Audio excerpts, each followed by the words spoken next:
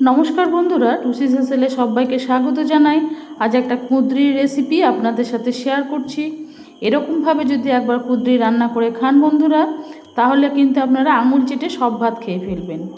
ভাত দিয়েও পরিবেশন করতে পারবেন, আবার রুটি দিয়েও কিন্তু এই রেসিপি দুর্দান্ত লাগে। অনুরোধ রইল ভিডিওটা শুরু থেকে শেষ পর্যন্ত দেখুন। আজকে রান্নার পদ্ধতি সম্পূর্ণ নতুন।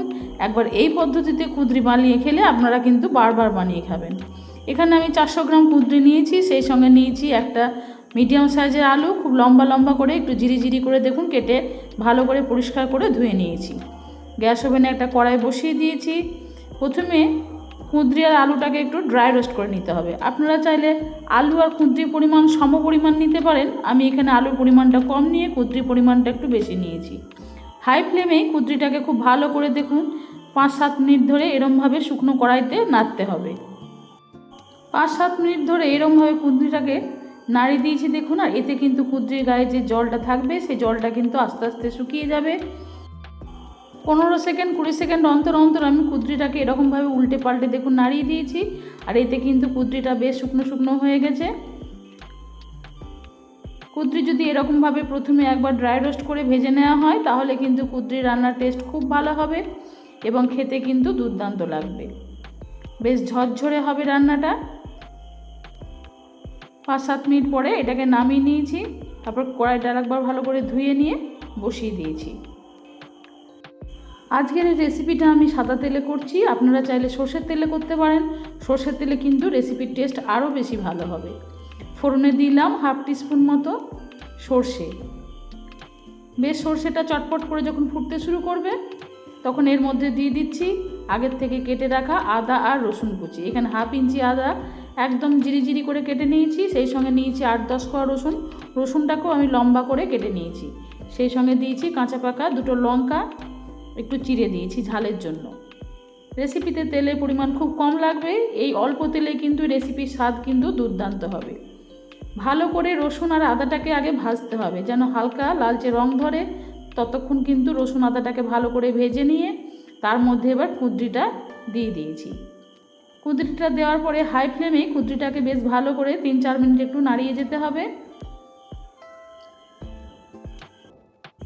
কুঁদরি তো অনেক রকমভাবেই আপনারা রান্না করে থাকেন বন্ধুরা। একবার এই পদ্ধতিতে এরকমভাবে কুঁদরি রান্না করে খেয়ে দেখবেন, এর স্বাদ কিন্তু আপনাদের মুখে লেগে থাকবে।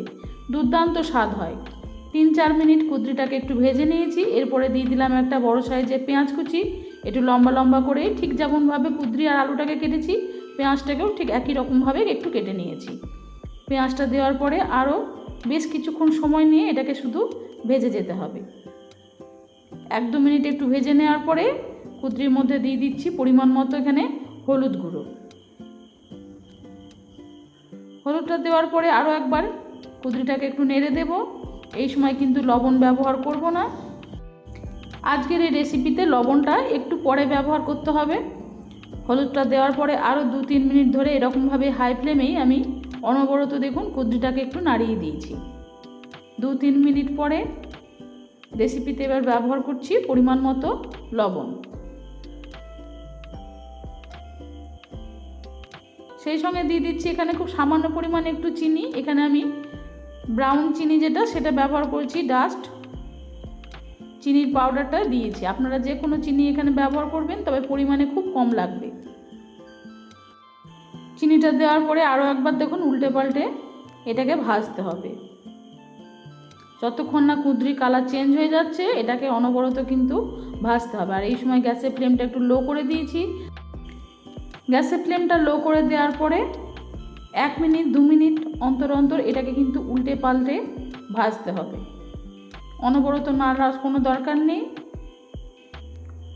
একটু সময় নিয়ে 1 মিনিট 2 মিনিট অন্তর অন্তর এটাকে একটু ভাজবেন, তাহলে দেখবেন কুঁদরির গায়ের কালারটা কিন্তু অনেকটাই চেঞ্জ হয়ে গেছে। এরকমভাবে ভাজতে ভাজতে কুঁদরিটা কিন্তু বেশ ঝরঝরে হয়ে যাবে। আমার চ্যানেলে যদি নতুন এসে থাকেন বন্ধুরা, তাহলে আপনাদের কাছে অনুরোধ রইল আমার চ্যানেলটিকে সাবস্ক্রাইব করে আমার পাশে থাকার। পুরনো বন্ধুরা তো আমার পাশেই আছেন, নতুন বন্ধুদের আমার পাশে থাকার অনুরোধ জানাই। আমি খুব সাধারণ ঘরোয়া রান্নাগুলোই আপনাদের সাথে শেয়ার করি বন্ধুরা। এরকম ঘরোয়া রান্নার রেসিপি পেতে গেলে আমার চ্যানেলটিকে অবশ্যই সাবস্ক্রাইব করে আমার পাশে থাকবেন। দেখুন চিনি লবণটা দেওয়ার পরে আমি আরও 4-5 মিনিট ধরে এটাকে একটু সময় নিয়ে ভেজে নিয়েছি। আর ভাজতে ভাজতেই দেখুন কুঁদরি কালার চেঞ্জ হয়ে গেছে। নামানোর আগে এখানে দিয়ে দিচ্ছি 1.5 চা চামচ মতো পোস্ত। অবশ্যই একটু ব্যবহার করবেন। পোস্তটা দেওয়ার পরে আরও 1 মিনিট এমনভাবে উল্টে পাল্টে এটাকে ভাজতে হবে যাতে পোস্তগুলো কুঁদরির গায়ে লেগে যায়।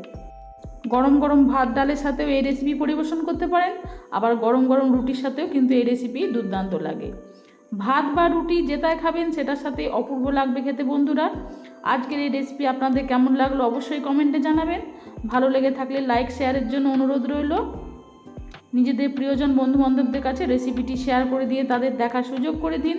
আর এই একটা রেসিপি দিয়ে ভাত বা রুটি দুটোই পরিবেশন করতে পারবেন, খেতে হবে দুর্দান্ত।